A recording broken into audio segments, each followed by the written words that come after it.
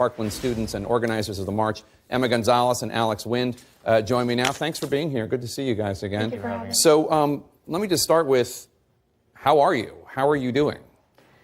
I mean, after hearing this news, it's never easy. The news about the girl in Maryland. Yeah, no, it's awful. You're going to be marching on the National Mall in front of the White House and the Capitol building. Congress and President Trump are not going to be there. Is that discouraging to you, or does it matter, Alex?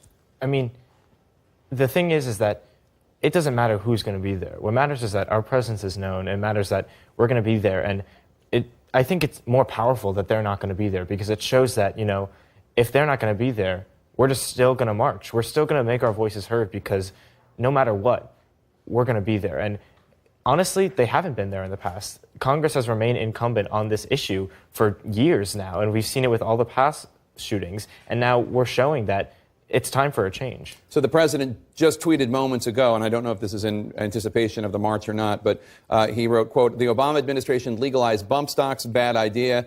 As I promised, today the Department of Justice will issue the rule banning bump stocks with a mandated comment period. We will ban all devices that turn legal weapons into illegal machine guns." Obviously, the bump stock issue is one that had to do with the Las Vegas shooting, not with the Parkland, Florida shooting, but it is a step in the right direction, I imagine you would think. Yeah, definitely. That's a very important step. Bump stocks could have made the situation very bad, and I know that he was confronted with someone who said, like, here's a way to get a free bump stock, and that could have been us.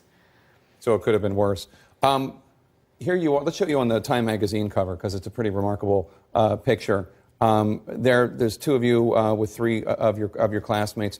Do you still feel like a high school student? You're a junior, Alex. I mean, this is, going on CNN and talking about a horrific experience and laws changing is not normally what kids go through.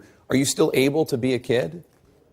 I mean, the thing about it is, before this, I was the same person. It just feels like I have a different brain now. It just feels like, my personality, my body is all the same. It's just everything now is hardwired differently, not only because of what we went through, but because of now I'm looking at a completely different goal. I'm looking at a completely different future. Everything on February 14th completely changed who I am.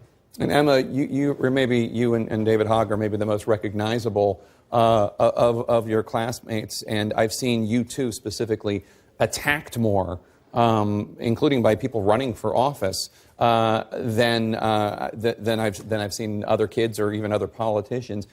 Is that? I know. Look, I'm 49, and it's not easy to be attacked one way or the other. How is that for an 18-year-old? I mean, we're kids. We live in high school. That's bullying central. We know how to we know how to deal with that stuff. I'm able to laugh it off, because that's how I was raised, to not take that stuff seriously. The best way to incapacitate someone's opposing argument based on who you are as a person is to laugh at it and say, I'm the first to admit that I am, bald. So it doesn't really matter to me whether or not you call me a name, because as I mentioned before, being called a lesbian is not a bad thing. But also, that person doesn't know me, and that person got their comeuppance. You're talking about the politician. Yeah, in Maine, the politician, exactly. I don't want to say karma's going to get you, but be kind. It's just as simple as that. Yeah, I think it also shows, how much our generation has changed from past generations, because mostly it's adults that are showing hate to us when kids are supporting us and teenagers are supporting us. It just shows that, there's such a generation divide, but obviously there's still support from the older generations and some hate from the younger generations, but it's really mainly adults that are attacking us. What do you make of some of the criticism from your conservative classmates that this conversation has shut them out and their point of view? They're getting a platform of their own. I know that a lot of them have been talking on Twitter. They've been talking to politicians. And, we support, if you're going to make your voice heard, then do it by all means. That's not, when we're fighting for, our 5 main points are banning the use of assault rifles. Thank you. Amending the Dickey Amendment, making sure that the ATF is able to digitize gun sales, as well as expansive and universal background checks. And high-capacity magazines is the one that I always forget. Thank you. And those are the 5 points that you're pushing. Yeah, the thing is that, to us, this is not a partisan issue. It's an issue of life or death. because really, in the end of it, everyone has their own idea of how this needs to change, but I think we all agree that this needs to change. The mass shooting epidemic we have in this country is terrible. We're really the only country that has this epidemic of it, yet every other country has, mental health issues and violent video games and violent movies. So what are we doing wrong as a country where this keeps happening? Well, it's special to have you here. I hope you guys enjoy Washington. I hope it goes swimmingly, peacefully, and well. Thank you very much. And best of luck to both of you. You in college, and you still got another year of high school, young man. All right, thanks so much for being here. Appreciate it.